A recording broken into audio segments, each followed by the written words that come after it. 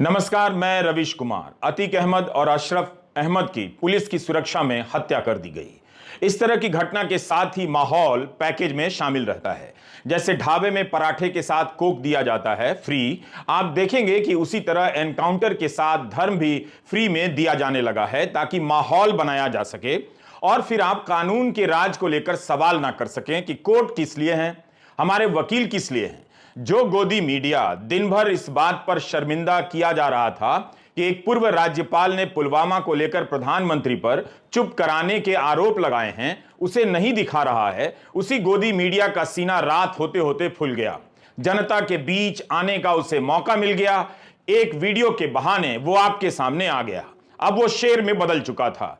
इस पूरे मामले से धर्म को निकाल दीजिए तो बेशर्मी का वो पर्दा अपने आप गिर जाता है जो लोगों की आंखों पर धर्म के नाम पर चढ़ाया गया है। इस बात को अनगिनत बार दोहराने से उन्हें फर्क नहीं पड़ेगा, लेकिन दोहराना तो पड़ेगा कि पुलिस के सामने गोली चलाकर हत्यारे जय श्री राम बोलते हैं। राजनीति के रास्ते से निकलकर यह नारा कहां कहां पहुंचाया जा रहा है, इसे लेकर थोड़ी चिंता तो करनी ही चाहिए। मगर माहौल ऐसा बना दिया गया है कि आप इस गलत को भी गलत नहीं कह सकते। ट्विटर पर कई लोगों ने लिखा, जल्दी ही अदालतों को बंद कर दिया जाएगा और गोदी मीडिया के चैनलों को अदालत घोषित कर दिया जाएगा। हम वो वीडियो नहीं दिखाएंगे जिसके फ्रेम में अतीक अहमद और अशरफ अहमद मीडिया से बात कर रहे हैं और फ्रेम में एक पिस्टल आती है, गोली मार देती है। लवलेश तिवारी, सन्नी और अरुण मौर्य को पकड़ लिया गया है। इन्होंने जय श्री राम का नारा लगाकर राम की मर्यादा का सम्मान किया है या अपमान, इस पर बहस आप जरूर कीजिए अगर आप होश में हैं तो।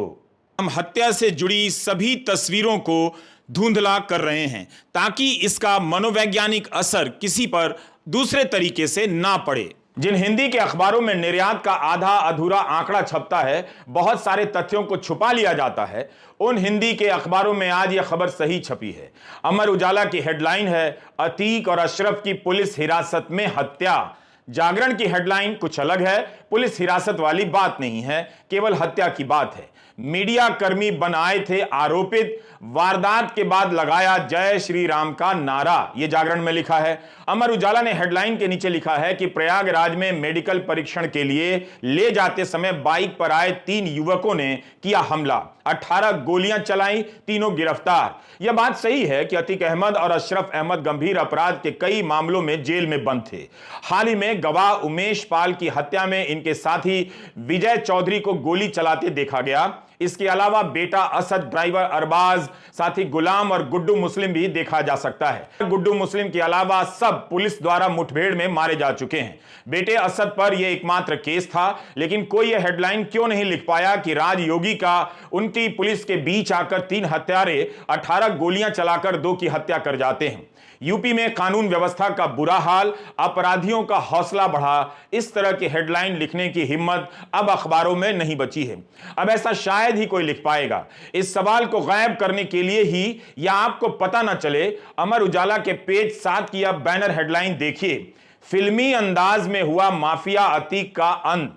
राज्य की नाकामी को लेकर कोई सवाल नहीं है, यह अपराधियों की लाश नहीं है, बल्कि किसी भी व्यवस्था के लाश में बदलने की तस्वीर है जिसमें हत्यारों को लाइसेंस दिया जा रहा है। खराब व्यवस्था हर किसी के लिए खराब होती है। जिसकी हत्या हुई वो अपराधी है, इसलिए हत्या सही हो जाएगी, यह भयानक है। पुलिस की मौजूदगी और गिरफ्त में 2 लोगों को कोई इतनी आसानी से मार जाए, वो भी कैमरों के सामने, उस पर भी लोग जश्न मनाएं और उस जश्न में आप साफ देख सकते हैं कि केवल धर्म है। धर्म को हटा दीजिए तो इस जश्न में कुछ भी नहीं है। इस सही के दम पर उस गलत को सही बताया जा रहा है जो सही नहीं है। मैंने इस मामले में गोदी मीडिया का कोई प्रसारण नहीं देखा, पता नहीं आप कब देखना बंद करेंगे। इतना आसान सा काम आपसे नहीं होता है, गोदी मीडिया देखना बंद कर दीजिए। फिर भी जिन्होंने देखा, क्या बता सकते हैं कि मुठभेड़ के बहाने पुलिस का इकबाल बुलंद बताने वाला गोदी मीडिया इस हत्या के बाद पुलिस के इकबाल को खत्म बता रहा था? इसलिए हत्या और एनकाउंटर नहीं, यहां धर्म महत्वपूर्ण है, जिसके नाम पर हर तरह के अधर्म को सही ठहराया जा रहा है। अधर्म ने धर्म को लगता है गुलाम बना लिया है। जब चाहता है धर्म को हाँक ले जाता है। वो बात किताबों में रह गई है कि धर्म साहस देता है, नैतिक बल देता है। इसके नाम पर चुप कराने का एक सामाजिक राजनीतिक वातावरण तैयार कर दिया जाता है, जहां आपको चुप रहना पड़ता है, जहां एक राज्यपाल को भी चुप रह जाना पड़ता है। कानून व्यवस्था के कठोर चेहरे के रूप में मुख्यमंत्री योगी आदित्यनाथ को सामने लाया जाता है। उन्हीं के राज में पुलिस के होते हुए भी हत्यारा बंदूक लेकर आता है और गोली मार देता है।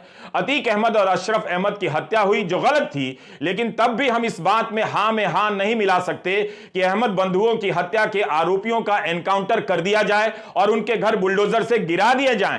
उनके साथ भी ऐसा नहीं होना चाहिए। सजा न्याय की प्रक्रिया से मिलती है, वही सजा होती है। जो प्रक्रिया से नहीं मिलती है वह हत्या होती है। हत्या कोई तिवारी करे या असद करे, हत्या होती है। तो यूपी में अपराधियों का हौसला देखिए, लिखिए, बोलिए मत। पुलिस की परवाह तक नहीं करते हैं अपराधी, बस जय श्री राम का नारा लगाने लगे हैं। आपको यह भी बुरा नहीं लगता है?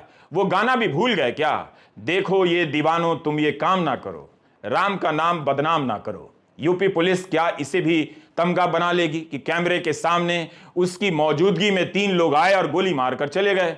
हत्यारों ने जय श्री राम का नाम लेकर यूपी पुलिस के इकबाल को बुलंद कर दिया या खत्म कर दिया? इस पर बहस आप तभी जीत सकते हैं जब तक धर्म का इस्तेमाल करेंगे। जैसे ही धर्म निकाल देंगे आप हर बहस हार जाएंगे। बिना धर्म के आप इस अधर्म को सही नहीं ठहरा सकते हैं। धर्म की अगर बात होती तो पत्रकारिता का यही धर्म था कि वह पूर्व राज्यपाल के सवालों से प्रधानमंत्री मोदी से जवाब मांगे, सरकार से पूछे, लेकिन गोदी मीडिया ने इस खबर को गायब कर दिया। कांग्रेस पार्टी ने प्रेस कॉन्फ्रेंस की तो सीधा प्रसारण नहीं दिखाया गया। जयराम रमेश ने ट्वीट किया कि प्रेस कॉन्फ्रेंस बैन कर दिया गया। न्यूज चैनलों के जरिए लोकतंत्र की हत्या को लेकर बहस होनी चाहिए थी, मगर प्रयागराज में हत्यारा टीवी रिपोर्टर ही बनकर आ गया और पुलिस से घिरे अतीक अहमद और अशरफ को गोली मार गया। जय श्री राम के नारे लगाता हुआ लोकतंत्र के हत्यारे गोदी मीडिया का हीरो भी बन गया। सत्यपाल मलिक के बयानों से खबर बननी थी, उसकी एक दिन में दूसरी बार हत्या कर दी गई उस खबर की। पहली बार जब मीडिया ने नहीं दिखाया और दूसरी बार इस अपराध बोध से बचने के लिए टीवी रिपोर्टर बनकर आए हत्यारों को दिखाने लग गया। गोदी मीडिया की यही नियति है, हत्यारों को अब हीरो ही बनाना है। क्या यह भयानक नहीं है कि हत्यारे टीवी रिपोर्टर बनकर आए थे? हत्यारे भी शायद जान गए हैं कि इस समय का सबसे बड़ा हत्यारा कौन है। जब पत्रकारों का रूप धरकर हत्यारे पुलिस के सामने हत्या करने लग जाएं, तब उन पत्रकारों को भी डरना चाहिए जो दिन रात लोकतंत्र की हत्या कर रहे हैं। गोदी मीडिया लोकतंत्र का हत्यारा है। अदानी पूर्व एनडीटीवी के कई कार्यक्रम में यह बात दोहराता था। मैं नहीं चाहता कि मेरी हर बात सही हो जाए और खासकर ऐसी, लेकिन यह लोकतंत्र की हत्या नहीं तो क्या है कि एक पूर्व राज्यपाल के गंभीर आरोपों को न छापा जाता है न दिखाया जाता है। अमर उजाला और दैनिक जागरण में खबर छपी है कि 3 सदस्यों का न्यायिक आयोग अतीक और अशरफ की हत्या के मामले में जांच करेगा। जाहिर है यह घटना जश्न के लायक नहीं होगी। न्यायिक आयोग क्या अब यह कह देगा कि पुलिस वहां पर लाचार खड़ी रही, बहुत अच्छा किया? यह तो कहने के लिए न्यायिक आयोग नहीं बना है। तो जो लोग जश्न मना रहे हैं वो केवल धर्म के आधार पर मना रहे हैं, यह उनकी गलती है। इस तरह से बदनाम मत कीजिए जिस तरह से अपराधियों ने पुलिस के सामने 18 गोलियां चलाकर धार्मिक नारे लगाए। पूरे उत्तर प्रदेश में धारा 144 लगा दी गई है। अलर्ट जारी है। बांदा के लवलेश तिवारी, हमीरपुर के अरुण मौर्य और कासगंज के सनी क्या अब नए माफिया हैं? इन्होंने क्या यूपी पुलिस का इकबाल बढ़ा दिया है या गिरा दिया है? भाई, पुलिस के सामने बिल्कुल करीब जाकर कोई गोली चला दे। मैं नहीं जानता कि इससे अखिलेश यादव को वोटों का कितना नुकसान होगा, मगर इस हत्या पर सवाल उठाकर उन्होंने वही किया जो हर किसी को करना चाहिए। अखिलेश ने ट्वीट किया कि यूपी में अपराध की पराकाष्ठा हो गई है, अपराधियों के हौसले बुलंद हैं। जब पुलिस की सुरक्षा घेरे के बीच सरेआम किसी की भी हत्या की जा सकती है तो आप जनता की सुरक्षा का क्या? जनता के बीच भय का वातावरण बन रहा है। लगता है कुछ लोग जानबूझकर ऐसा वातावरण बना रहे हैं। राष्ट्रीय लोक दल के नेता जयंत चौधरी ने कहा कि क्या लोकतंत्र में ऐसा संभव है? मायावती ने ट्वीट किया कि गुजरात जेल से अतीक अहमद और बरेली जेल से लाए गए उनके भाई अशरफ की प्रयागराज में कल रात पुलिस हिरासत में ही खुलेआम गोली मारकर हत्या हुई। उमेश पाल जघन्य हत्याकांड की तरह ही यूपी सरकार की कानून व्यवस्था व उसकी कार्य प्रणाली पर अनेक गंभीर प्रश्न चिन्ह खड़े करती है। प्रियंका गांधी ने ट्वीट किया है कि हमारे देश का कानून संविधान में लिखा गया है, यह कानून सर्वोपरि है। अपराधियों को कड़ी से कड़ी सजा मिलनी चाहिए, मगर देश के कानून के तहत होनी चाहिए। किसी भी सियासी मकसद से कानून के राज और न्यायिक प्रक्रिया से खिलवाड़ करना या उसका उल्लंघन करना हमारे लोकतंत्र के लिए सही नहीं है। एनकाउंटर और पुलिस की मौजूदगी में हत्या की घटना पर अगर समाज जश्न मनाने लगेगा, किसी और बहाने से तारीफ करेगा, तो वह एक दिन जरूर अपने बच्चों को कोचिंग की जगह किसी गिरोह में भेजने लग जाएगा कि कम से कम इस काम से टीवी पर नाम तो होगा। थोड़ा तो सोचिए, धर्म आपको न्यायप्रिय बनाता है या गुंडा बनाता है?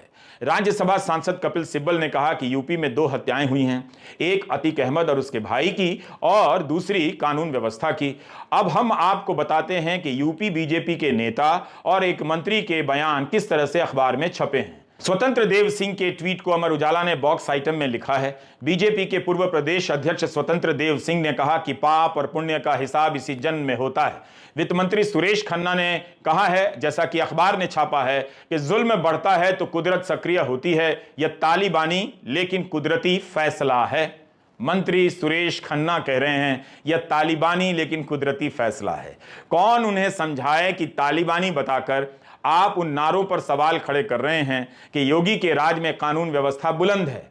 बुलंद है तो तालिबानी तरीके से फैसला लेने की जरूरत क्यों और कैसे? क्या लवलेश तिवारी, अरुण मौर्य और सनी नए तालिबान हैं? क्या तालिबानी का कोई नया धार्मिक संस्करण मार्केट में लॉन्च हुआ है? मैं यही सोच रहा हूं कि आज सुबह सुबह हाउसिंग सोसाइटी के व्हाट्सएप ग्रुप में क्या इसे सही बताया जा रहा होगा? क्या लोग हत्या और खून के सीधा प्रसारण पर नारे लगा रहे होंगे, सही बता रहे होंगे? राम की मर्यादा की उनकी जो भी समझ है अच्छी ही होगी, मानकर चलना चाहिए। उस हिसाब से जय श्री राम का नारा लगाना सही था या गलत? और मंत्री का कहना कि तालिबानी लेकिन कुदरती फैसला है, यह सही है या गलत? व्हाट्सएप आंटी ने आज सुबह से ही मोर्चा संभाल लिया होगा और व्हाट्सएप अंकल तो गेट से ही नारे लगा रहे होंगे, हत्यारे केवल 3 नहीं हैं, आप अपनी गिनती तो सही कर लीजिए।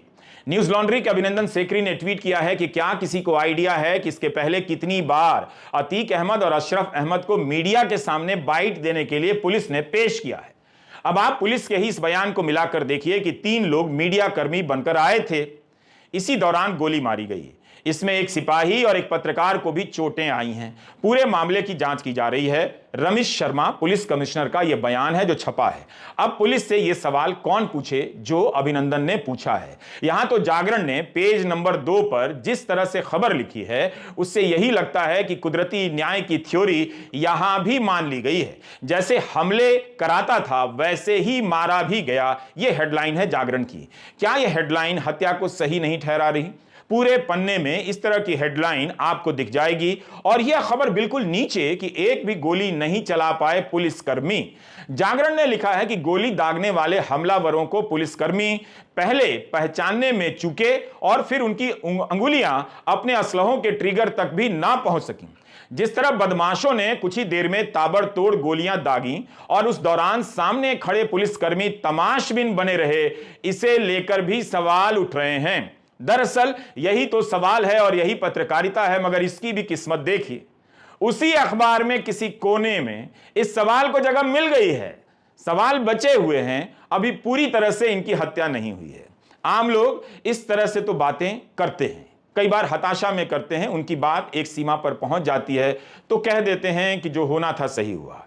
लेकिन पत्रकारों को तो व्यवस्था से सवाल पूछना चाहिए, कानून व्यवस्था के सवालों को सामने रखना चाहिए। हत्यारे अगर पत्रकार बनकर आने लग जाएं तब तो पत्रकारों को अपने लिए भी पूछना चाहिए। यही पूछ लेते कि जब गोदी मीडिया लोकतंत्र की हत्या कर ही रहा है तो फिर हत्यारे पत्रकार बनकर क्यों आ रहे हैं? इनकी क्या जरूरत है? उनकी जगह क्यों ले रहे हैं? Do you get my point?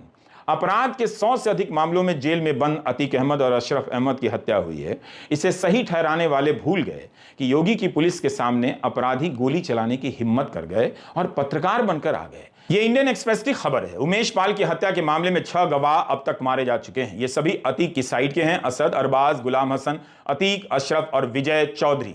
Atiq Ahmad ने लोअर कोर्ट से लेकर सुप्रीम कोर्ट में गुहार लगाई कि उनकी जान को खतरा है। सुप्रीम कोर्ट ने कहा कि राज्य की मशीनरी आपका ध्यान रखेगी। क्या सुप्रीम कोर्ट अब पूछेगा कि राज्य की मशीनरी क्यों फेल हो गई? अमर उजाला के ये 2 बॉक्स आइटम हिंदी में देख लीजिए। झांसी में अतीक ने जताई थी आशंका और अशरफ ने कहा था 2 सप्ताह बाद निपटा दिया जाऊंगा। इसे केवल छापा गया है, पूछा नहीं गया है।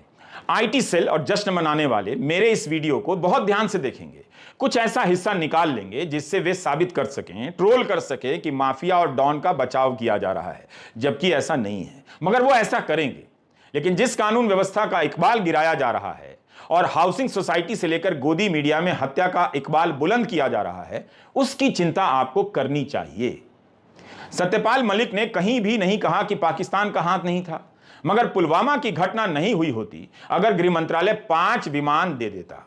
मैंने 15 अप्रैल के वीडियो में एक गलती कर दी, विमान की जगह हेलीकॉप्टर बोल दिया, अब सुधार रहा हूं। टेलीग्राफ की यह हेडलाइन देखिए, जब लोकतंत्र के प्रहरी फेल हो जाते हैं तो कुत्तों को भी भौंकना बंद कर देना चाहिए। मतलब क्या बच जाता है फिर? इसलिए आप बगल वाली हेडलाइन देखिए, प्रधानमंत्री जी आप मलिक पर चुप क्यों हैं, ये वाली बात पूछ लीजिए।